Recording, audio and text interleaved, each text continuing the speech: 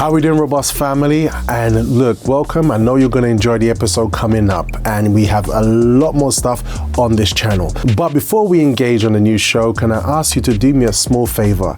Just robustly smash that subscribe and like button. It helps us a lot, and it makes sure that you do not miss a robust breakfast show beat. All right, enjoy.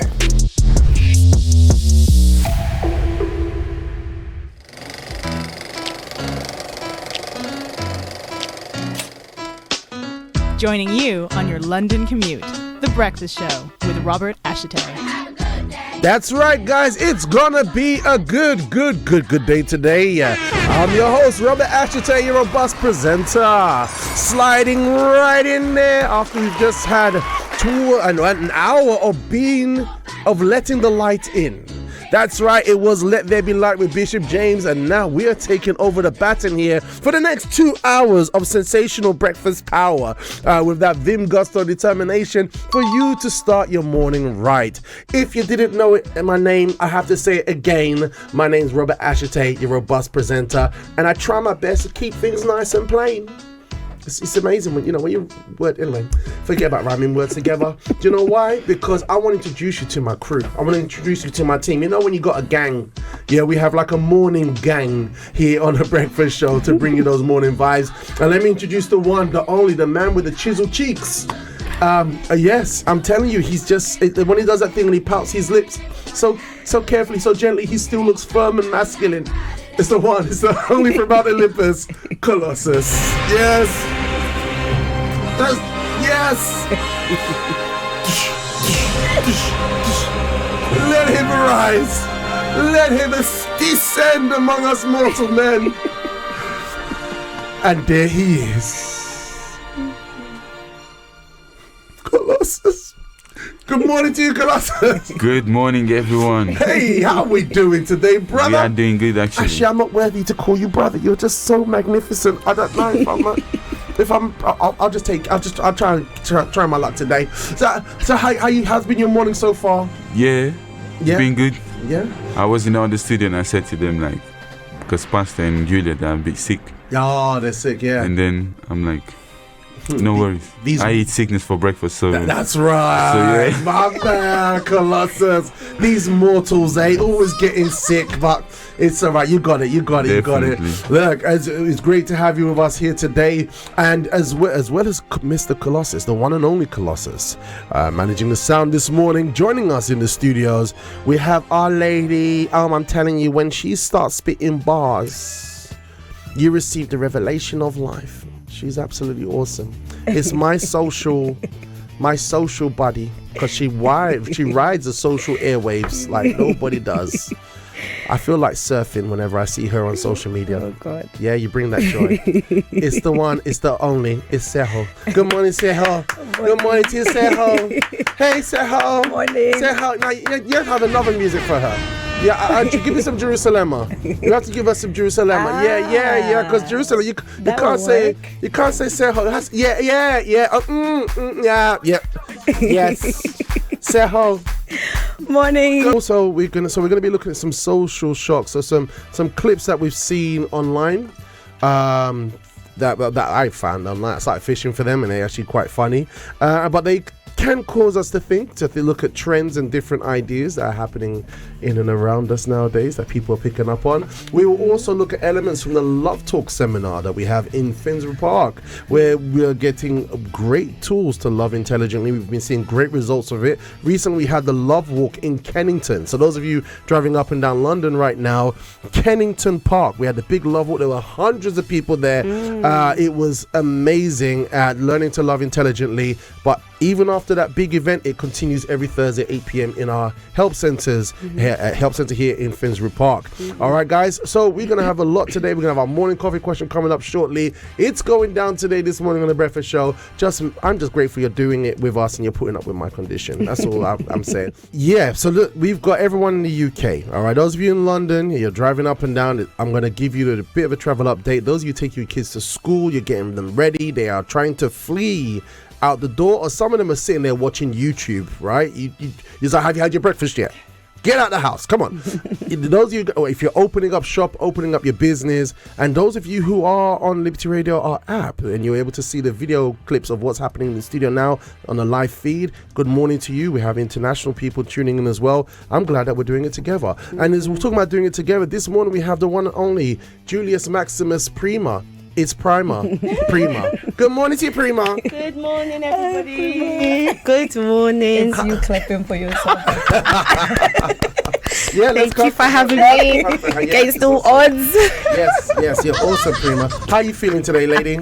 I feel very energized now. Yes. Considering all the sweat that's going down my face. Oh, I couldn't see it. You hide it so well. Of course. You're such a professional. Of course. You're so good. Yes, you are. Yeah. I'm awake now. Yes, fantastic. And also joining us, and you're going to become more and more familiar with him, is the one and only Mr. Ignatius. Good morning, Mr. Ignatius. There's right. Good morning. Good morning. You speak Dutch, right? How do you say good morning in Dutch? Goeiemorgen. Goeiemorgen. In Afrikaans we say goeiemorgen, so it's kind of similar. Wow, beautiful. All right, goeiemorgen. So Mr. Ignatius is with us, and we're going to be looking at different insights today. So it's always good to have the men on the table of justice as well as the ladies, because sometimes us men, we don't really get to say much. We usually just let things just go do what you got to do, man. I think in it, Mr. Ignatius, right? Guys can generally be like that. Yeah, we know, just let it go. We don't need to win all the time. We just Ha! Sounds like a dig.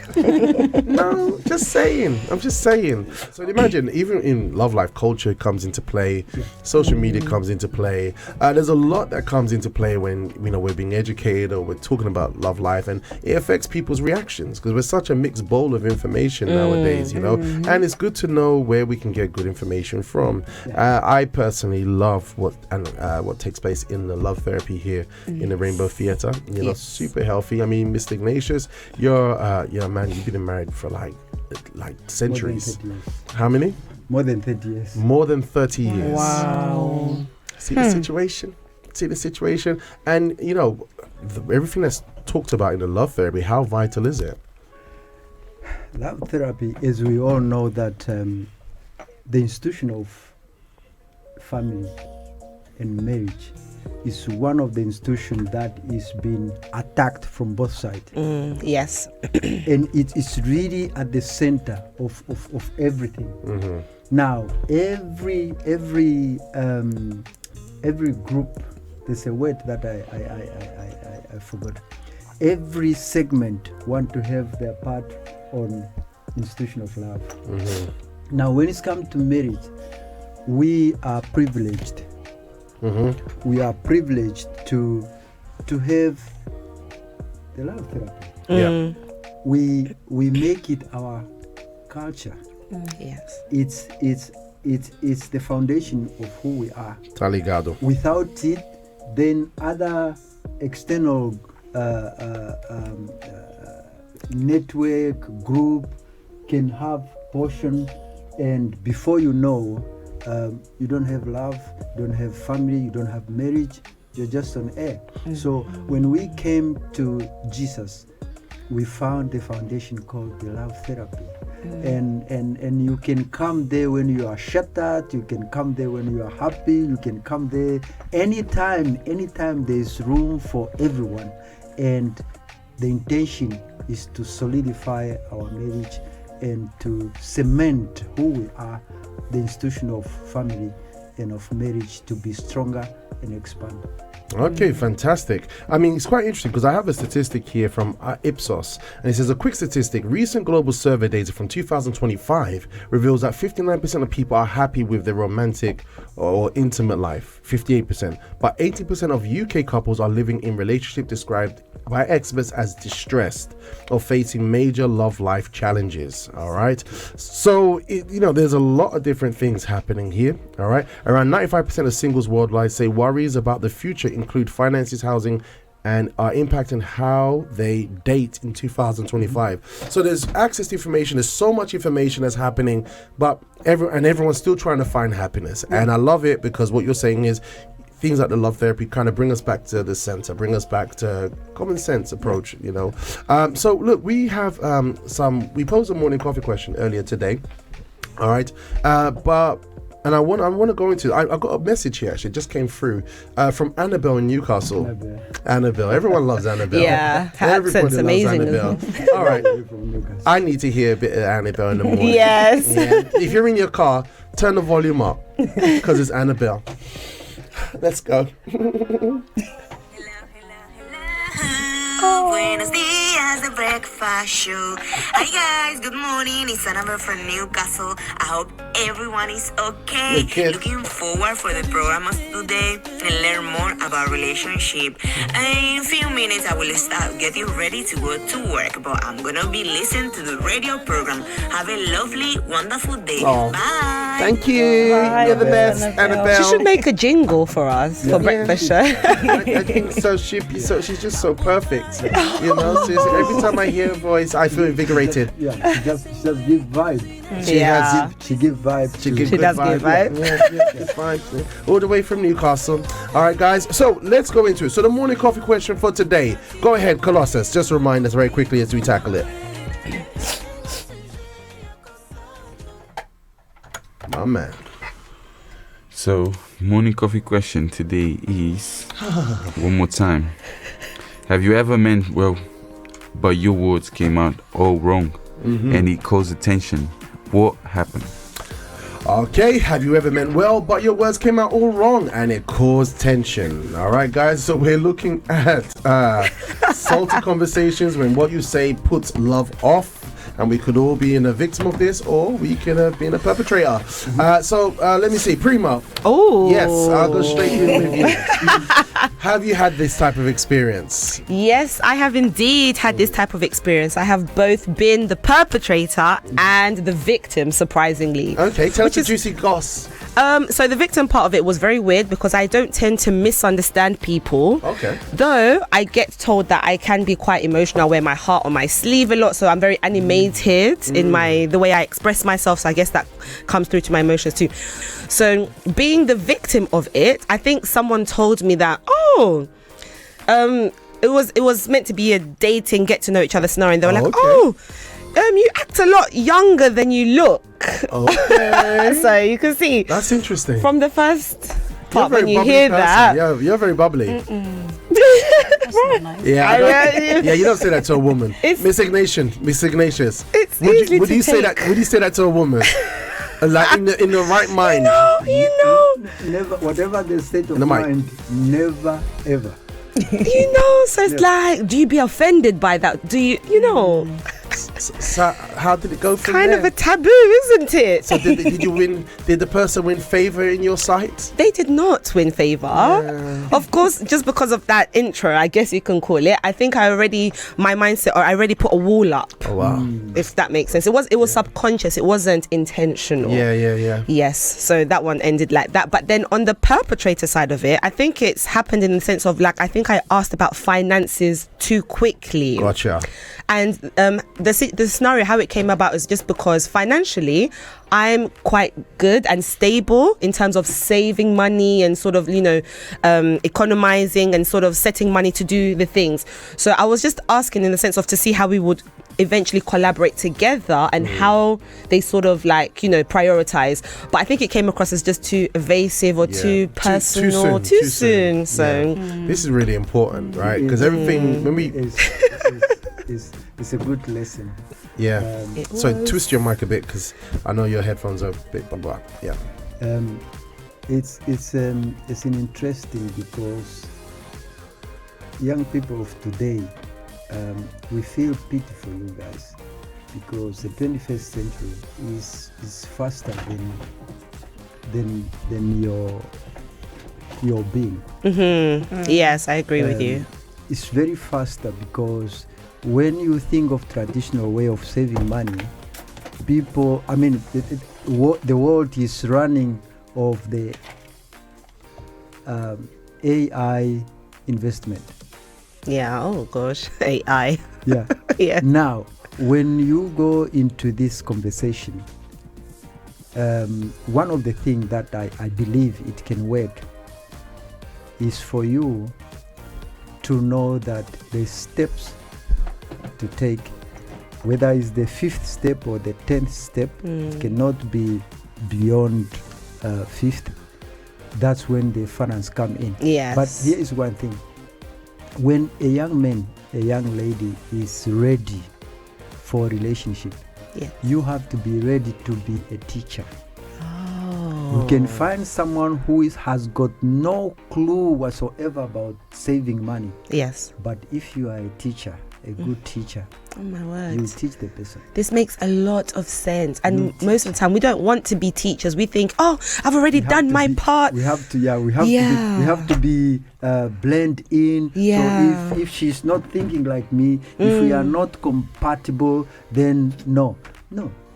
You have to be a teacher. There has to be grace. Along the way, even if it was like this, then it will match through your teaching. But she was too early. Way too early. Way too early. That's a good lesson right there. Thank you so much for that. Teho, all right, you're the underground reporter, lady, social media savvy. You know what I'm saying? I'm curious. Have you ever meant well and your words came out all wrong and it caused tension? I can't imagine you ever doing such a thing. Oh my God. Because you bring so much glory and wonderful happiness. I know, but humans being humans. Go ahead. No, but I was. Do you know what? This question to begin with, depending on who you're talking to. Yeah. Like just generally, depending on who you're talking to, how long you've known the person, how you relate with them, they can take offense from something that you say when you don't mean it like that, especially when you talk a lot like me. Yeah, you like to talk, which is a good thing. It's a good quality. But okay, so I'm gonna give an experience whereby someone said something to me. Yeah, we have to be concise because of the time. Yeah, okay. So there was just in the past, there was a boy who was he wanted to know me, but he said he just wanted to be friends. But I was like, nope, not happening. Hey. Friendship with boys, no. So I was kind of like he was asking me questions and I was not giving, because I didn't want to let that person in. So I was not giving them the answers or whatever. So I was kind of like diverting from every question that he would ask. And then he was like, do you know what? I think you've been hurt so many times. And so you don't want to answer the things that I'm asking you because you feel like maybe you'll be vulnerable. And in my head, I'm thinking, guy, calm down, because now you're already like analyzing me. So that person never heard from me because I was like, if I'm gonna try and talk to the person and they're already on me by trying to already dig out the person that probably I am, or try and analyze me from what he thinks and everything, then it's not gonna work out. It already felt like he was in my personal space. Too early. Yeah. That's interesting. So we have another one that was too early, and you just shut down. Like, it just wasn't happening. We've got, let's see, I want to hear from you guys. Send in your messages, trying to keep an eye on the WhatsApp line and also in the live chat. Maybe you're someone that's driving and you're like, I need to come out of the car soon. I want to know what happens. I want to see what the first segment is. Guess what? We are also on we have an app, Liberty Radio app. Also, we're on libertyradio.co.uk. So, like some people, their boss allows them to be at work and have their headphones in. So you can always stay in the conversation and see what everyone in the studio looks like. Why not? All right. So we've got a message here from the one and only Chanel. Let's see what she has to say about today's morning, Chanel. Morning, Lady Jazz. Here we go. Good morning, breakfast family. So the answer to the morning coffee question, this is a colleague related. Okay. So I was hanging around with a colleague who phone kept ringing off the hook. It was ringing maybe up to 20 times. So I made a joke saying, who's calling you? Is it your partner or is it your mom? And the person turned around and said, Chanel, my mom is dead. I was like, oh wow. I understand that. I was so apologetic to that person. I gave them a hug like 3 times. And I remember 3 hours later, I went back to the person privately and I sat down and I asked them about their mom and how did she pass away, and and the person started opening up to me about their mother, and they had a good relationship with their mom. But the person kept saying, Chanel, it's okay, you didn't know, just let it go. Okay. But the fact that I didn't know that the person's mom died, and I made a joke that their mom kept ringing them. Yeah, I think that's one of the things I would say that came out wrong for me. All right then, guys, take care, have a good day. Bye. Ciao, ciao, ciao. Yes. That was a very good example. Yeah, because I joke, right? Yeah. I noticed when I first got married, and I started to see things that didn't make me so happy, right? We had like some certain things I'm like that I'm not so happy with that. And after I was like, I would instruct.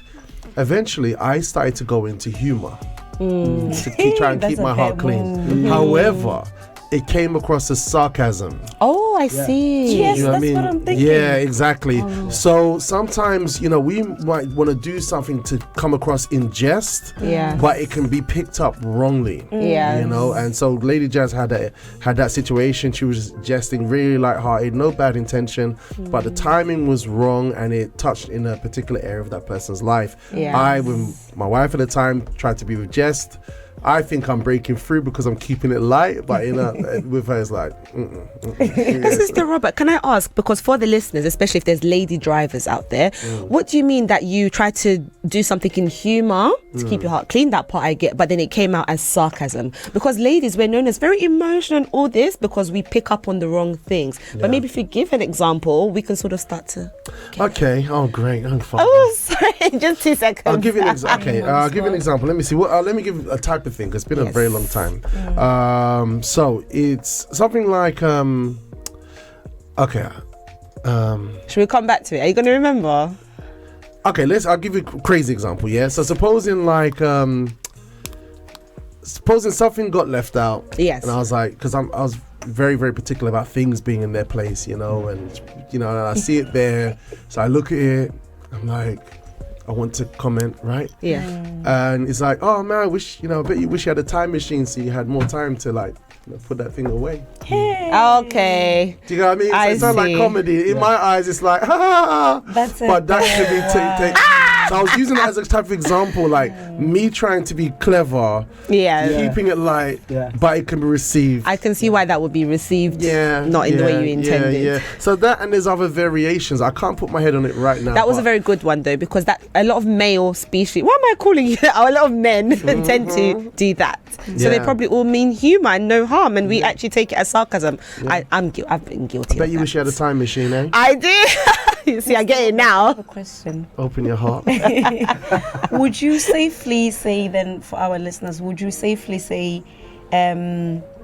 don't know when this was, but obviously you didn't know that that's not the way Received to go. It, yeah. Yeah, right. She would receive it as humor, as you were trying to put it across, or as like no, that's so offending, because we as women, like Prima was saying, we tend to pay attention to details. So even if you say something, we pick that something from what you're saying. So would you safely say then maybe this is from like it's good to know your partner and what if she's receptive of like how to put things across to your partner so that they get the message in a way that's not offending, but also in a way that the message will be clear. It's very sensitive situation. He puts on his serious voice. He's been in the battlefield. You have to think of the right words, and he's come back alive. It's very sensitive because as simple as it might look, they have roots. Oh yes, that's a good point. It have roots. Little thing have roots. And one of the roots, for example, in my wife, when she wake up, she makes sure that the windows of the room is wide open. She open the curtain. Even in winter? No, not the windows, but the curtain. Yes. Anytime. Okay. And for me, I still just want. Because it's too early.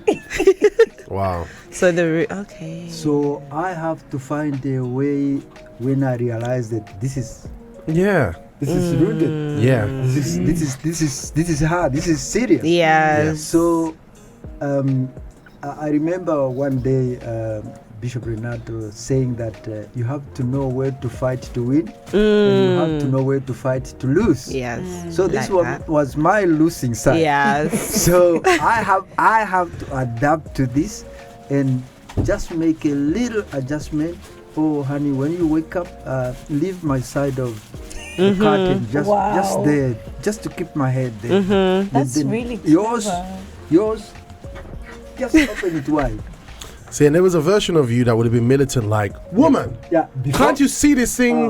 But you took your time. Before, she can't even touch them without asking. Yeah. She can't. But when we came to the therapy, we given to be molded, to be together, to give, to make sure that you are there to give, just to give, and nothing else. That's what There's love no is, things isn't of saying it? that receiving, Yeah. just to give. Yes. Without expecting anything, no matter how many times you give it. So this was part of the learning that, okay, let me just agree and let me embark upon this journey of giving. And you allowing that, you now won the long run battle, if I can say, by just letting her win that. Yeah. Absolutely. So this is interesting, right? Because so the education side, because you asked that original question, so there is there's a learning process, you know, but we have to get our information from the right source. It's very, very, very important. Guys, we've got some clips that we got coming up. All right, we've got some comments in the live chat, Teho. Yes. So Gabby says, good morning, everyone. Good morning, Good Gabby. morning, Gabby. Anonymous says, a good blessed morning with cheerful team. Let's go. That's Anonymous says, Great cheerful smiles. smiles or Love grateful it. smiles. Miss Janet says, Janet. good morning, breakfast show, coming at you live and direct from sunny Isle of Kingston, Jamaica. Wow, you gotta send us some Lucky pictures. you. Send us some pictures. All right, guys. So look, today is Relationship Power Thursdays on the Breakfast Show. If this is your first Thursday with us, I'm glad that you're able to share the morning with us today. Okay, and today we are looking at a very, very interesting subject, and because basically it spans from the love therapy, and they've been speaking about the subject of salt and our love life. Salt and our love life. And last week the subject was taking place, and they were talking about having too much salt in your love life, and we can go too much or we can go too little. But today we are looking at salty conversations when what you say puts love off. All right. Now, everybody has different communication styles, you know. Some people are more forward, some people are more chilled, some people are more passive. Some people, you say the wrong thing, they will jump down your throat, into your body, and explode you from the inside. Or remove all your insides. And remove all your inside. And there are those who just let things go and they can emotionally pile up. I know I've been guilty of this. All right. So we all have things that the Teho looked at me like, really? What? Nothing. You looked at me like you don't show you like you think, what is it? What are you thinking? No, I wasn't thinking. I'm actually listening. Oh, you're listening. Okay. So yeah, because this is the thing about Thursday. We kind of say we kind of tell it like it is. You know, we don't sugarcoat ourselves because I don't believe any human being is that perfect. Only the Lord Jesus, right, Mr. Ignatius? Yeah. Definitely. And Teho, even during the time I was listening to that good music that Colossus played, was commenting on Mr. Ignatius' response to his wife opening the curtains every morning. Yeah, and he came up with a resolution saying that, you know what, babes, do you think you could just do half so it doesn't? Yeah. And then Teho was making observation of that comment, right, Teho? What was he saying?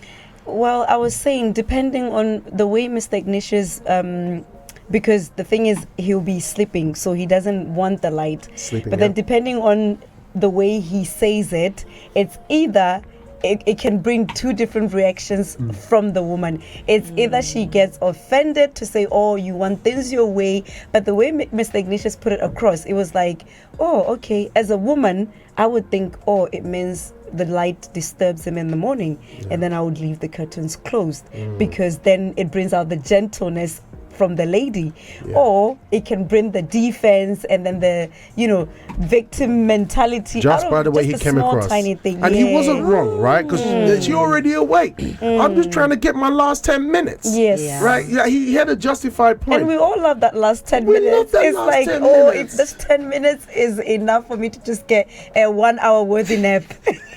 And it's biblical as well, isn't it? Because it says a calm tongue turns away strife. I'm yeah. paraphrasing. Yes. A soft answer turns away wrath. Yes. Love yes. it. And this is for all the lads who are listening right now. You may come across this in the future, or it might happen to you tomorrow morning. Can you just say how you said it to your wife? Men, let's take note. Yep. Get your notepads out. So she opens the window, Gah! And it hits you in the face. In a show of breaking the morning and ready to face the world. So for her, yes, it's the morning. I'm ready to go to work, boom, ready to go and make him a breakfast nice. and all that. But for me, 5 minutes. But what did you say to her? So I said to her, darling, it's okay. Just leave a little bit of closing curtain to my side, just a little bit to cover my face. Just all I needed is just my hair covered. In that soft voice. That was enough. Okay. Yeah. And I'm thinking to see the balance as well. Like Yes. he didn't just say, "Can you leave the curtains closed? I like them closed." And then the wife can say, "No, but I like to keep them open." And then because we're set in our ways, you might even make a small issue to be so big, because now we're thinking, I like curtains closed, you like curtains open, and then it's like, and you think it's just curtains, isn't it? Simple. It's only about curtains. Where did this big aggravation and argument come from? Speaking about aggravation arguments, it all comes, I mean, we're learning about the way we speak, but maybe body language has a part to play as well. I've got a nice video to share with you guys, and it's quite interesting. This is from Diana Prime Coaching. Yeah, might be a friend of yours. Diana Prime Coaching, and it says why she isn't letting you lead. Oh wow, we need this, ladies. So let me know, ladies, if this is true. I'm Or curious. gentlemen, pay And attention. gentlemen, let's go. When a woman is looking to be led or guided by a man, she's not looking at what many men think she would be. Your words. A lot of men think that offering a woman words of reassurance are enough for her to relax and to trust in your guidance and your leadership. No, it's not, because only 7 to 8% of communication has to do with the words that you say, which means it's going in through one ear and coming out the other. Leadership has to do with leading by example, your actions and behavior. And your communication actually has 55% to do with your body language and 38% tone of voice, which means if you want to be influential to the people around you, including your partner, if you want them to look up to you, then you have to be able to learn how to communicate directly, be firm, be grounded, while also remaining compassionate. Being direct has to do with what you say. It's in the words that you use. It's about being clear and concise. Being firm has to do with how you say it. It's in your tone of voice. Groundedness is your body language. It's how well can you regulate your nervous system and how much is your body on board with what you're saying.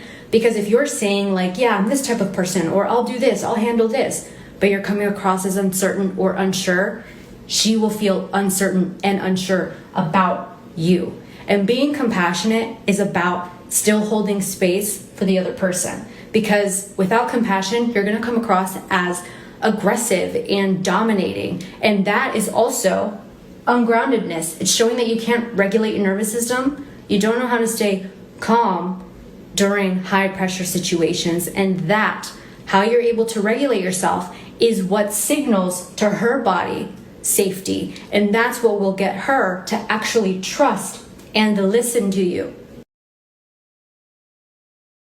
Well, So complicated. well. Oh wow, I loved that. Okay, we got two ladies, two different variations of receiving that information right now. I love. Firstly, what was it? Pretty much gone. My goodness, so my brain was going 100 thingies per hour when I was watching that, because at first the instant reaction I got was like, oh gosh. So in the love therapy that we attend on Thursdays in the Rainbow Theatre at 8 p.m, we are told when you come, listen and take the message for you, even though it doesn't on the surface seem like it should apply to you, right? So my instant thing was like, okay, Prima, try and listen and take it for you, but this is for men, because it's saying why she doesn't allow you to lead. So I was now like, okay, so how can I really listen and take this for me? And then I realized something. The reason a lot of men struggle with this is also because of the women, because in new relationships, honestly speaking, everyone is afraid, still shy. You're getting to know each other, especially if you're dating on Christian principles. So the man is still looking for his footing. He doesn't have that confidence just yet. He doesn't have the balance between not dominant, but firm stance, but compassionate. Right? You see. So then she's right, but in the sense of like us as women too, we need to give the man grace. If he's not immediately doing as she has said he should do, we're quick to be like, oh no, well, I don't want him because he doesn't and he doesn't. But if you give him a chance to gain his confidence and gain his footing, so he can learn how to be confident, being compassionate and things like that, he will eventually get there. Which brings me to the two of you, Assistant Robert and Mr. Ignatius, because you have experience in marriage, right? And in the first instances in the beginning, I'm sure you were both having your struggles and things, because you were also looking for that confidence and that, you know, that level-headed. But because your wives were patient with you, you both now. She wasn't patient. But you both now have successful marriages. Do you see? I wasn't patient. Whereas our generations, like Mr. Ignatius first touched on, the 21st century, we struggle a lot because we don't have grace, we don't have patience, and we're easy to give up. Because even us as the women, we're not giving the men a chance to lead, if that makes sense, and find their footing. So I learned to apply it for me. Okay. Did that make sense at all? I hear you completely. Yeah. All right. I just want to know what you think of what she said. And I agreed with it, but I had to really, because human beings are complicated.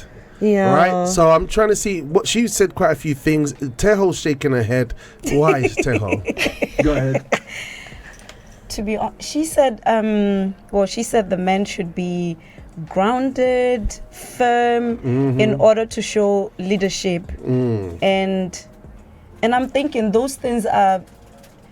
Do you know what? If a man says something, I'll give an example of myself and my experiences, or the kind of person that I am.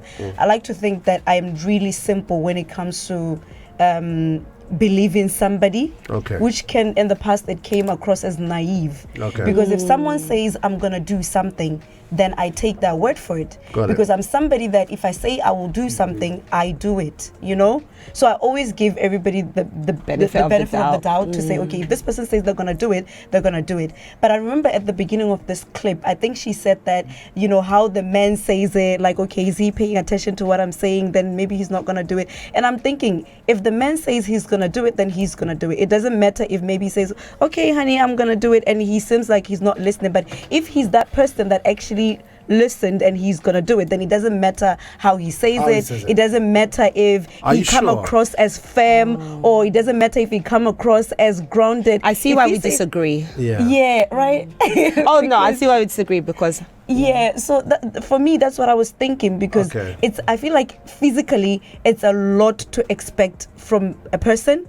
That word is enough. So no. But can I question Teho's point of view? What if he says it, but his body language? You're talking to him. He's facing his back to you. He's on his phone. He's like, yeah, I'm going to do it. Do you see? Would you still take his word for it? No, I get what she's saying, right? Yeah. Because the body language, he's saying one thing, he's saying the right thing, but his body language is not. He's not giving you his full attention. So based off your theory, he's not looking you in the eyes. Would you still take him for his word? Do you know what? Because this sounds like it's circumstantial. So you guys will back me. You guys will back me in the corner, and then now it changes. When you say circumstantial, you made perfect sense. Right. Yeah. Because I'm being general in the sense that this is somebody that you've been with, you're married with, or you already know. Or you're dating. So you're not coming from a ground that you're not coming from the ground that this is a man who doesn't keep his word. I'm coming from a ground that this person keeps his word. Like, so if it doesn't matter how his body language is for me. So do you think she's onto something or not? Do you think what she's saying, there's truth in what she's saying or not as a woman? She's onto something, You say she's onto 100%. something. But the women, we have to take the blame as well. We have to do our part Okay, for and that to be effective. And on that note, I think this is what's really important is that when we come into the realm of faith, Christianity, there's always that self-reflection. We have to see, we look at ourselves. It's easy to judge a person like me. Both of you both agreed on it, even Miss Ignatius. But there's that part we see, what do I have to play, right? What part do I play in this? Do I need to show a little bit more grace? Do I have roots in me that makes me snappy and to be critical? You know, so there's all these different things. So, and it's great. The love therapy does a really good job at helping to unravel that self-reflection. Oh, and from the inside faith of principles, us. Teho's thing makes sense too, because we will take them for their word, because we believe that they are in the journey of faith as we are. So their word should hold substance. Yeah, so that's grace. Yeah, so let's go more into this, guys. All right, the world is very complicated, many different opinions, but I think loving intelligently from a love therapy is very, very useful. Let's see the first part. If you're new with us today, we do this every Thursday, and the love therapy is live in the Rainbow Theatre in here in Finsbury Park. Okay, so let's see the first segment with Bishop James and Miss Helena. Take it away. Hey, just a quick interruption. I know you're enjoying the show, but don't forget, if you haven't already, robustly smash the like and subscribe button. Do it now! Do it now! There was a verse in the Bible, Colossians chapter 4 verse 6 says, "Let your speech always be with grace, seasoned with salt, that you may know how you ought to answer one another." Speaking and learning how to speak is so important that the Bible says that life and death is in the power of the tongue. Maybe you say, Bishop, what do you mean to learn how to speak? Because I've known how to speak all my life. As a baby, I learned how to speak, and I'm a very good communicator. But sometimes, even those whose job is to communicate, that doesn't translate to their relationship. There are people who are great at giving a presentation at work. We have people, for example, who are teachers. Their job is to teach. They are excellent communicators, but when it comes to relationships, they don't know how to talk. And we think wrongly that because we are with someone we love, the person should accept us to speak however we speak. If you love me, then you accept however I speak. And this is wrong. We have to learn how to speak with each other. So we're going to look at three things. The Bible here says that the speech has to be with grace, seasoned with salt, that you may know how you ought to answer each one. So first of all, the speech with grace. What is the speech with grace? The speech with grace is first to know how to speak with kindness. With kindness. Because many times the person disguises their rudeness with the word, they hide behind the word sincerity. They say, I wasn't rude, I was just being sincere. Don't call your rudeness sincerity, because you can be sincere and loving at the same time. Can you be sincere and loving? It's very easy for a person to speak with this so-called sincerity, and in that moment, instead of lifting the person up, you are putting the person down. And the Lord Jesus is a perfect example of this, because every time that the Lord Jesus spoke to people who were in sin, people who made mistakes, how would the Lord Jesus speak to them? Would he correct them? Yes, but he corrected them how? For example, perfect example. How did Jesus deal with the adulterous woman? Remember the woman caught in adultery? Okay, there were religious people who wanted to stone the woman to death. But Jesus, he didn't make light of what she did. She was wrong. Jesus forgave her. But what did he say to her? Go and sin no more. There was a man that he healed of paralysis. Jesus healed him and said, go and don't sin anymore so that something worse will not come upon you. This is a perfect example in a relationship. This is what speaking with grace and kindness is. The person made the mistake, you can say, listen, I forgive you. But please, never do this again. Because if you do this again, we are going to have serious problems. But then from that moment, you never touch the subject again because you forgave. If you keep on going back and saying, remember what you did last week, remember what you did last month, then you're not speaking with grace, because grace means you forgive. You're not constantly throwing in the person's face what they did. If you constantly remind the person, you don't let the person move forward, you remind them, remember what you did, remember what you said, then you are not speaking with grace. That is so powerful. There was a lot there, Mr. Ignatius. What stood out for you in that piece? Is letting the person have his or her own duty and responsibility to keep what you say, not because you said it, but because they themselves realize that it's the right thing to do. So you give them the duty, a lifetime duty, not to do it again. If they make a mistake. If they make a mistake. Okay. But you also give yourself a life duty not to remind them. Okay. Constantly. Okay. Beautiful. All right, I got it. Yeah, ladies. Yeah, it's that caught my attention as well. The bit about not revisiting that because you say you've forgiven, and I know that this sometimes it comes up as a reminder in heated conversations of habits that are not being, like mistakes that are being done over and over again. Like you tell your partner, please, I don't like this, that. You say it as nicely as you can, and then they're receptive. And then next time they might do the same thing again because that person is used to that. But then it hasn't been, they're still working on themselves. Like, they're still not used to.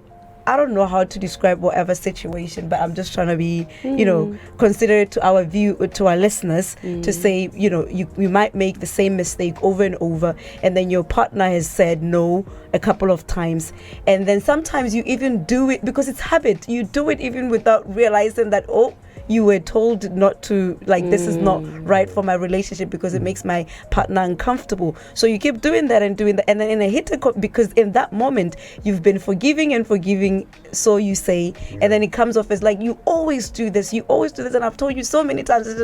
Now it's like the person has not forgiven.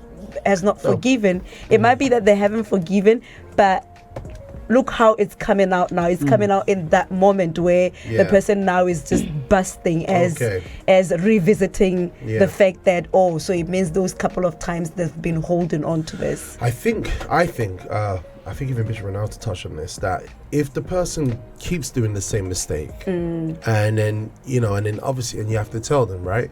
But if the person does a mistake, and then something has nothing to do with that, and he used that previous mistake as an example, that's where the flaw is. Do you know what I mean? That's where the error is, right? Because if someone does one particular, I'll use an example, something very trivial, didn't wash the dishes. You didn't wash the dishes on Saturday. Okay. Then the person starts washing the dishes on Saturday. But then guess what they did? They knocked over the Hoover. They knocked over the vase. Or they didn't take out the trash.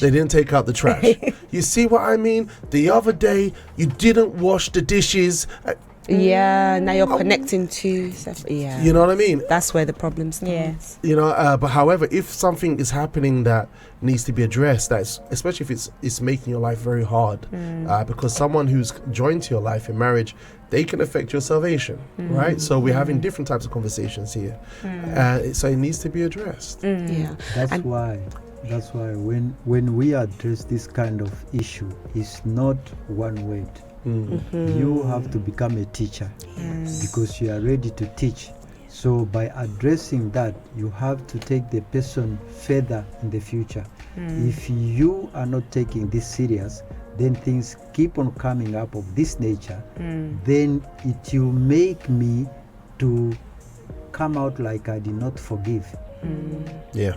that's so In true. sales, they call that dealing with the objection before it comes up. Exactly. Right? Yeah. So you've dealt with it, and this is exactly what Jesus did, what Bishop was saying, right?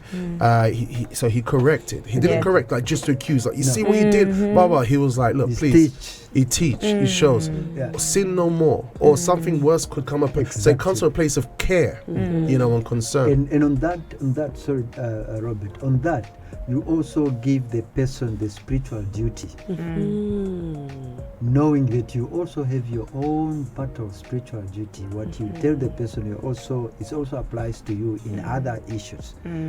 But for the Lord Jesus, he teach because he knew if he didn't teach as a teacher, he failed the person. And the person in our love life, if you don't teach them, you fail them. Yeah. Because you know they are in the battle. That thing it called the weakest link. It will Yes. come up. If it's a habit, Yeah. it will keep on coming up to knock to see if there's any loophole to return. Yes, Powerful. that's So very It's like it's that powerful. button Exactly. then. So we have to know that the person is on the battle. That's our spiritual duty. So do us. We got a comment here from Samantha in Finsbury like Park that. saying, using something as ammunition against your partner that you said you forgave them on means you didn't truly forgive them. Basically. That's true.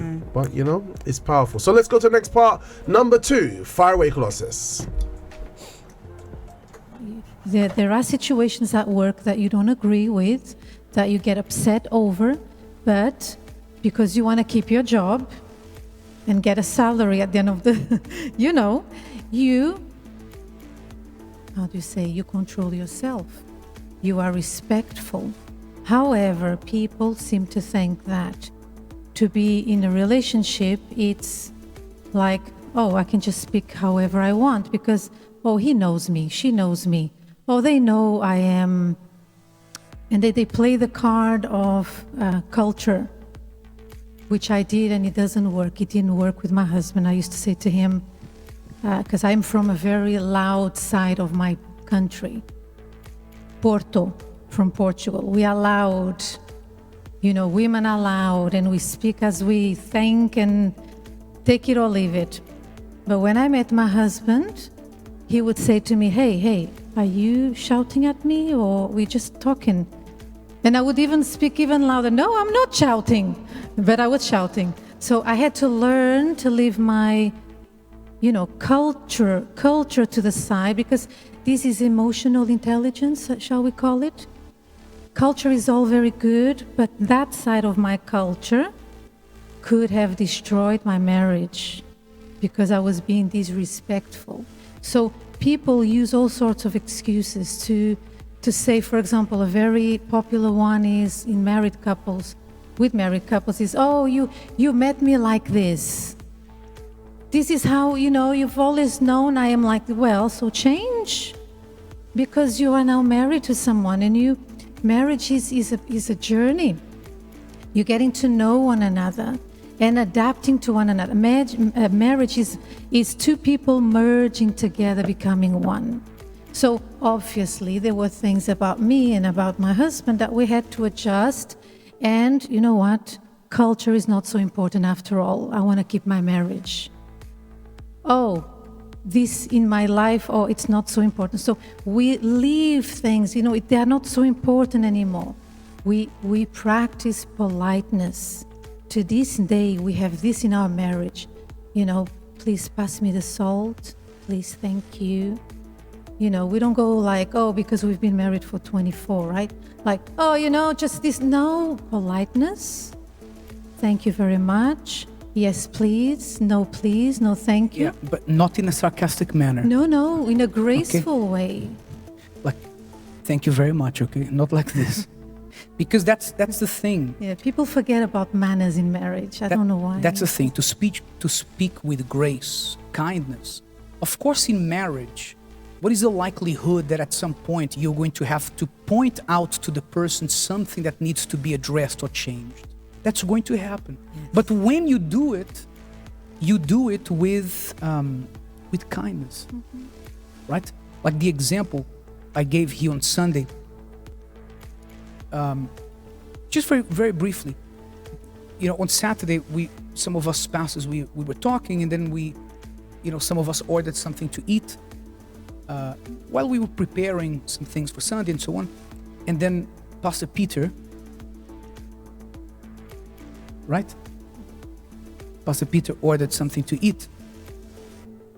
It's just fast food, just, one day of a week we are unhealthy. But anyway.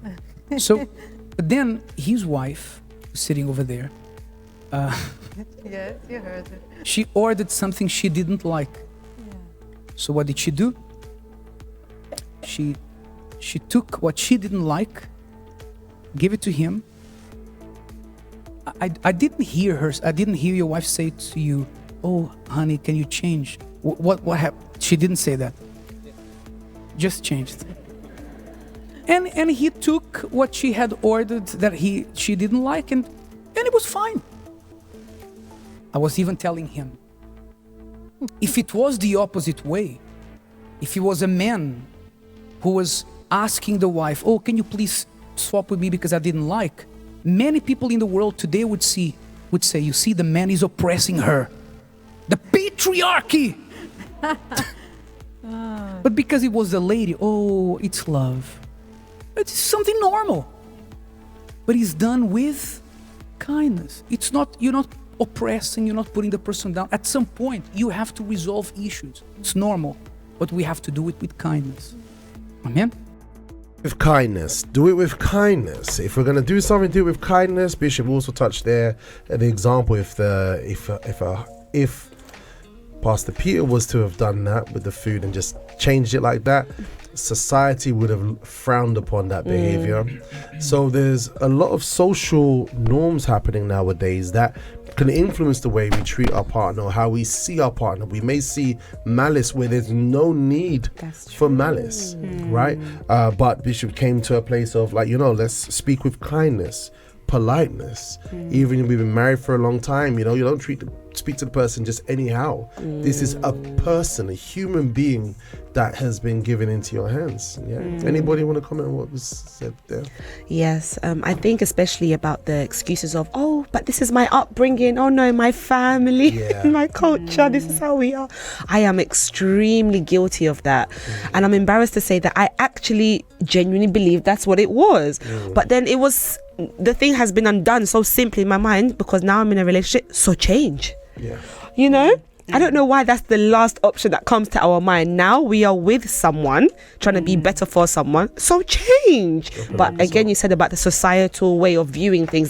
Society views as if you change for your spouse or your person, you are being oppressed, you are being, but it's not that, because when you want to be one, you need to make the adjustments to become one, isn't it? So change is required. So the way certain things you used to do when you were single, you don't do it. It can't come into your relationship. It shouldn't come in. Yes. Certain ways you used to carry yourself when you were single, just by yourself. It was your own reputation that you was tarnishing or branding. Now you have to be have consideration for the other person. And if you want to be in a relationship, you have to be willing to change, or you have to be open to change. It has to happen because that's a whole different human being, like you said. Yeah. Can I just say as well, from the way the world, social media, the way we grew up, if we didn't grow up in the faith, we were taught love to be a different thing, in the sense that you get into a relationship and a relationship is supposed to make you feel good. It's supposed to be about you. So this is why people don't see the need to change, because if they're going to be in a relationship, then they're thinking this person is going to be nice to me, treat me nice, it's about me. But we come to the love therapy and all that is changed. Or we come to the gospel, right? We come to, if we claim to be of God and we look at the scripture, it's about service, and service can be uncomfortable because there may be a time we don't want to serve, right? We don't want to be patient, but take up your cross, deny yourself, and follow me. It applies not just to ourselves and giving up sin as a single person, but more so when you're in a relationship. I really do believe, I was meditating on this the other day, because when we think about the Bible, we think about heaven, we think about hell and all the rest of it. I think that people have lost their salvation right now, that if they were single, they would have been okay. Oh, this is powerful. Right? If they just stayed single, because of the responsibility, to him much is given, much is required. Yes. If they stayed single, they would have been okay. But because they had this addition, this responsibility, and they didn't move up to a level of sacrifice, self-denial, it cost them. And maybe it costed them. They use excuses like what we're hearing today to treat badly or to have bad eyes, because when we start having bad eyes, we become full of darkness. So all these different things happen. So maybe someone's single right now and they, where's my ring? Maybe God is having mercy on you. God is preserving you, not justifying that you should be single forever, but God is preserving you as He prepares you. I said, I mean, it's quite strong what I'm saying there, but what do you make of it, Mr. Ignatius? True. You know, by nature, human being, we are not really much of sacrifice. Yes. We don't want, like she said, I grew up a pretty girl. My dad loves me. I receive all the attention from my dad, my mom. So I was born to be loved. You understand? Then and suddenly the boy said, my dad loves me, my mom loved me, I'm a king, and I was born to be saved. You see the two. She's born to be loved, receive all the attention, and the boy is been born to be saved. That's what the society say, and that's what brought all the issues. I think that's where the contradiction is. I think that's natural. Yes. I think that's a natural, it's not even society, but it's just a natural way that you treat your child. And then when we become older, more mature, we want the same treatment. Exactly. Because that's what we are. That's what we came to the earth with. Understand? That's what we know. Yes. It's a little princess, but a little princess have to come to the point of entering into a marital relationship to give. Yes. Yeah. So the mindset has to. Which is really hard. Yeah. Even use another word, to serve. If you say that, then in outside there, you are landing into a landmine. So you tell me that this man want me to go and serve him. But also men serve as well. That's the union. That's what the union is. For both to serve each other. That's what it comes down to if you want somebody. And the thing is, okay, I won't even say too much because we don't have much time. Before you do, something powerful. Societal has even made the word serve sound like something negative that we should avoid. Oppressive, exactly. But when you come to things of faith and God, you unlearn the mentality of the world about serving and learn the way that God means to serve. It rewards us even more. Absolutely. All right, by the way, we're going to go to the next part, but just before we do, if you're taking the Northern Line and the Weaver, there's severe delays on the entire line. There's on a Weaver. I've never heard of the Weaver line. Weaver line, severe delays while we fix a signal failure at Bethnal Green. Okay, and then we have Northern, severe delays, Camden Town to Kennington, and District line is still playing up. All right, let's go to the next part. Take it away, Colossus. The second thing, seasoned with salt. Let's call that to speak with clarity. And to speak with clarity, I think when I was preparing the service, I remember the video. I want to show you a 2-minute video. We'll stand to the Hey, side. are you golfing today? Yeah, It's the second time this week. but you said it was fine. It is fine. It's perfectly fine.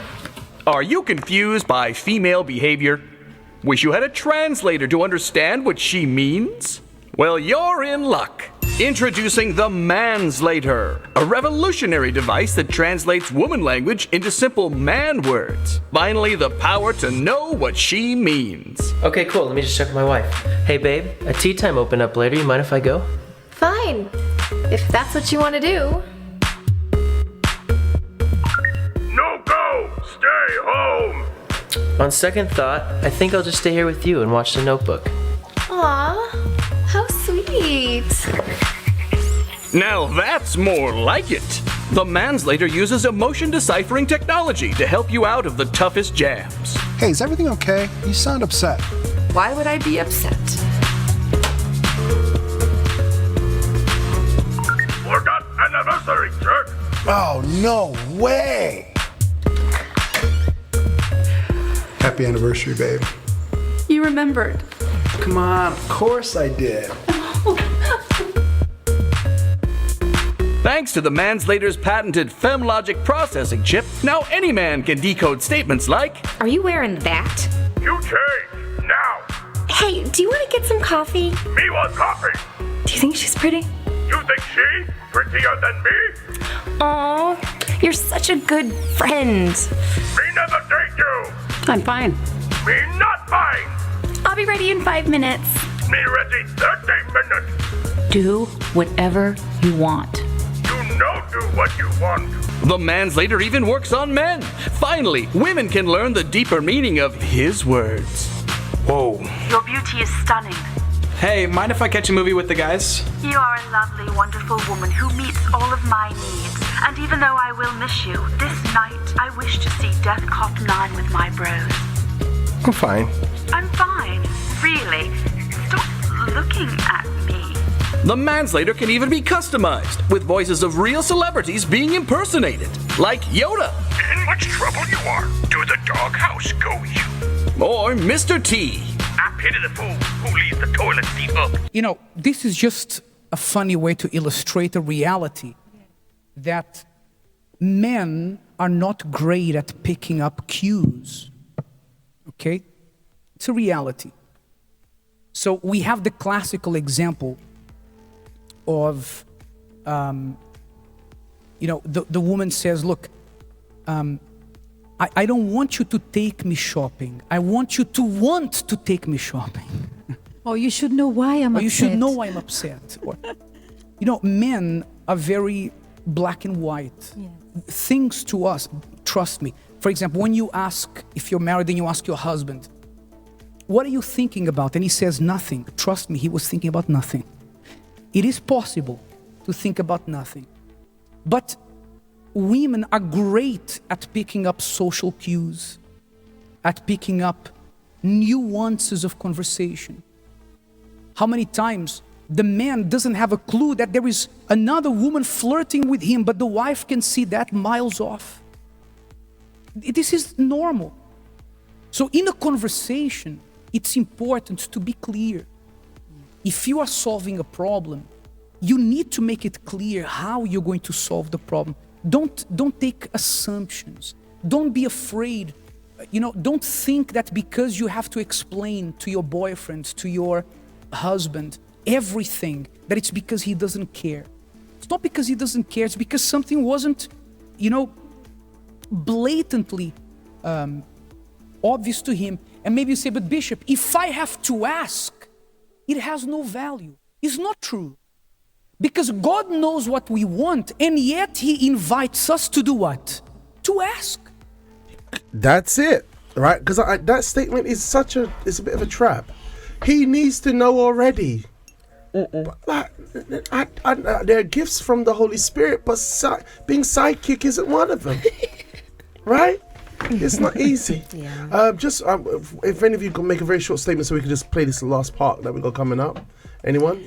I just want to thank Bishop for actually showing that women, because we have that intuition of doing social cues. I thank God it's not that women are being extra emotional, but it should be understood that we're just a bit more intuitive and pay attention to detail, and that's why we are that way. Only that. Well, I was going to say we need that device as women as well, because most of the time men are, people like to say a man of few words. I think that's from literally because men will not say as much as a woman would say. So sometimes it's even hard to pick up what a man is thinking. And sometimes it's like, yeah, I'm okay. And we've been taught about the nothing box. I don't know if you guys have heard of the nothing box, whereby a man is just in his nothing box. He's not thinking about anything. But as a woman, you're overthinking. Like, what is he thinking about? What if he's thinking about something? What if you start to even make it about you? Yeah. So okay. Was you add something? Yeah. No, we need help. Yeah. That device is good. That device is good. We're different. Men and women are very, very different. Good morning to you, May Julie, and also Lorraine. Look at Paul, as Paul was the greatest example of being single, and he truly honored his role in singleness. Absolutely. All right, but we're not saying that you're all going to be single. Obviously, God knows everybody needs somebody in life. It's not good for a person to be alone. It's written, but let's learn to love intelligently so we don't hurt each other. Let's see if we can fit in the final piece. Take it away, Colossus. And this is why we are great together, you and your future partner, because you balance each other out really well. Yeah, because sometimes you need someone who is very, very, very clear in speaking. And sometimes you need someone who is who is more nuanced in speaking. Yeah. So don't think that if your spouse, if your husband, for example, your boyfriend, fiance, if he didn't get a hint, it's not because he doesn't love you, it's not because he doesn't care. Don't say, Bishop, he doesn't care. I don't want him to do things because I ask him to do it. But that's how men are. Yeah, but it's the Hollywood problem that we always talk about. We grow up watching these things that men should, So not reality. make things clear. Make it clear. And then the problem will be solved. And the last point, so we spoke about speech with grace, meaning kindness, seasoned with salt, meaning clarity. And the last one, which Elena touched on earlier, is respect. Why respect? Because you can say the most perfect, wonderful comment. You can ask the person something that needs to change, but if you say it the wrong way, disrespectfully, maybe you said the same sentence, but saying something with kindness and saying something disrespectfully makes all the difference. No matter how you disagree on something, learn to respect. Learn to say it's fine. For example, respect the fact that you are different. Respect and celebrate the fact that you are different. We are different. It's okay to be different. And you can't try to change the person because they do things differently to you. There are people who are more organized, others who are a little bit more messy. But that's how the person is. Imagine you who are dating. You started dating, and then you take a piece of paper and you start making notes. Things to change in him when we get married. Imagine, and then you get married, you hand him this list. But that's who the person was. Same thing, the lady. The guy starts saying, okay, things I'm gonna change in her or about her after we get married. Part of respect is allowing the person to be who she is. And when you have to speak because again, like we said earlier, we have to address problems. You address it in a way with love, with care. One thing is for you to say, imagine, sometimes the lady puts herself down about something. And instead of the man lifting her up, he puts her down even more. What kind of respect is that? We once said here in Love Therapy, you have the wife that you deserve. You have the husband that you deserve. If you build him up, then he will be the husband that he needs to be, and vice versa. So this respect is you understanding that this person who's with you, your wife, your husband, God gave this person to you for you to look after them. So you look after them. For example, we have assistants here. They are assistants who are responsible, whether here in Finsbury Park or their branch. They are responsible to clean the altar. They clean the altar with love, respect. We have to treat our spouse like we treat the altar. Amen? Treat your spouse like you treat the altar. When you speak, sometimes you say, Bishop, but this thing of how we speak to each other, that's not a big deal. We have to stop being sentimental. No, it's not stop being sentimental. It's nobody likes to be spoken to like they're a child. Or do you like to be spoken down to? Do you like that? No. So we speak to that person with kindness, with clarity, with respect. If you have a problem, so the problem doesn't happen again, you say, honey, look, from now on, next time, so we don't have this problem again, let's put these things in place. This is clarity. And then you don't have to be fixing the same problem again and again. Otherwise, it's like you have a leaky pipe in the kitchen and you put a sellotape on top. That sellotape is not going to last. And every day you have to swap the sellotape. So fix the problem once and for all. And we fix problems how? Talking to each other. Talking to each other. Yep, Bishop's covered a lot today. A person could be a great speaker, do it as a profession. As soon as it comes to love life, everything's been set on fire. He touched on how we can come across rude, disguising our, I'm just being sincere, but you're just using an excuse to be rude. So we're not really being genuine. All right, we can be sincere and loving in our approach at the same time. He touched on culture. This is my culture. We're just loud people. Deal with it until the rest of your life when you go to the grave. And obviously he will be wanting to exit earlier, or she will be wanting to exit earlier because we use culture as an excuse even though it doesn't help our partner. And that's it. So we need to be direct, have clarity, and show respect. Very nice things today. Final words today, Mr. Ignatius. Well, the life learning that I have learned in my marriage is to take care of small detail, which is not natural for men. My wife can come to me and say, hi, she come happy, laughing, and she dressed nice. And I'm like, you said, you know what the day is? And I said, Saturday. Do you know what the day is? Wow. 19th of September. What was that day?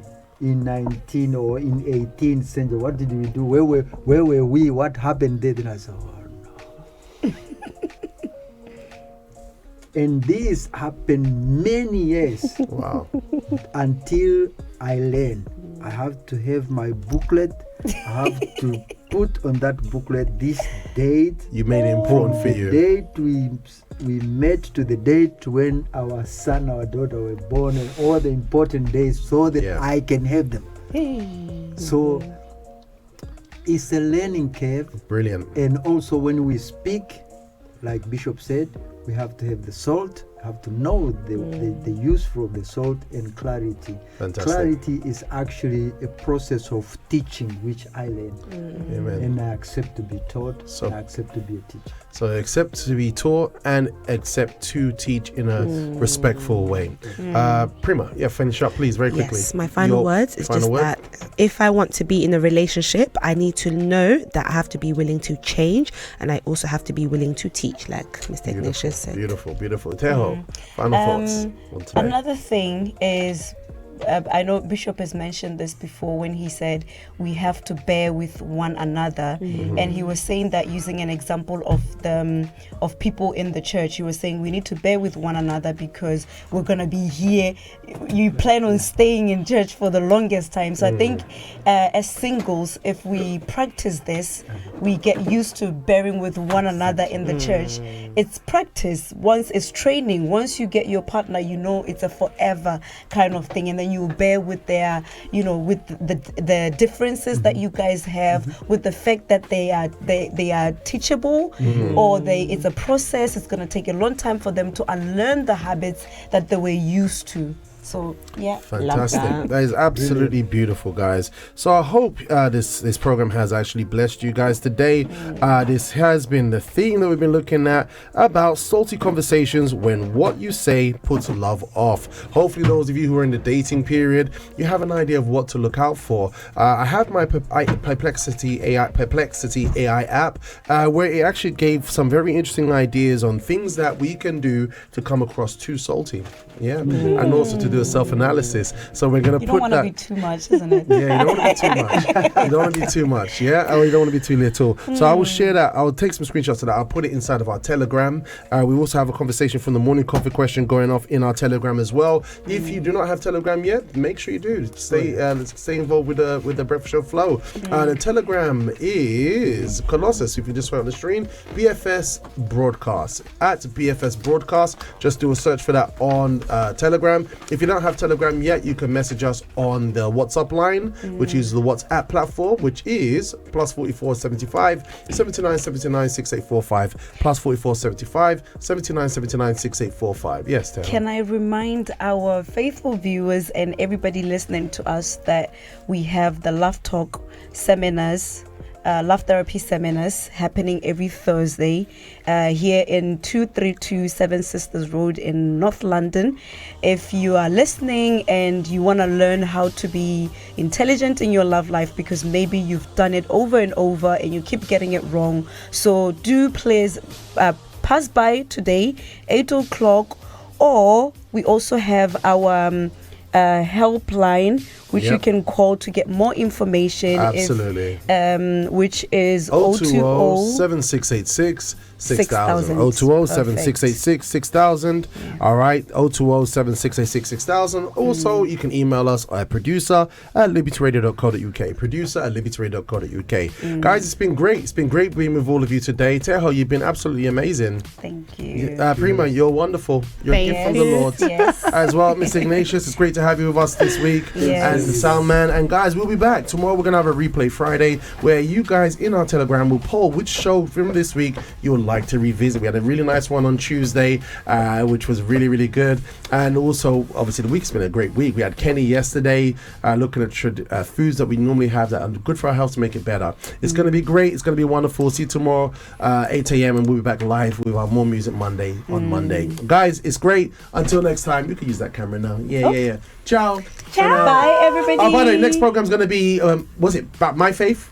A Matter of Faith. A Matter of Faith with Pastor Renato coming up at 10 in the next 5 minutes. So don't go anywhere. Have a great day. Keep it here on Liberty. Ciao.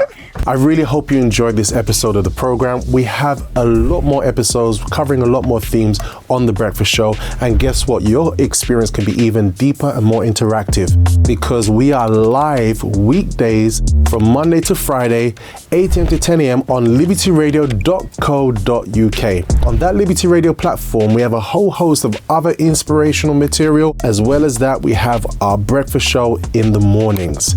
Check it out. There's a live chat, there's a video feed, and you can get up to date on all the breakfast show antics and fun, vim, excitement, and all that kind of crazy stuff that we love to enjoy. This is Robbie here, Robust Presenter, and I hope to see you live and enjoy the next one.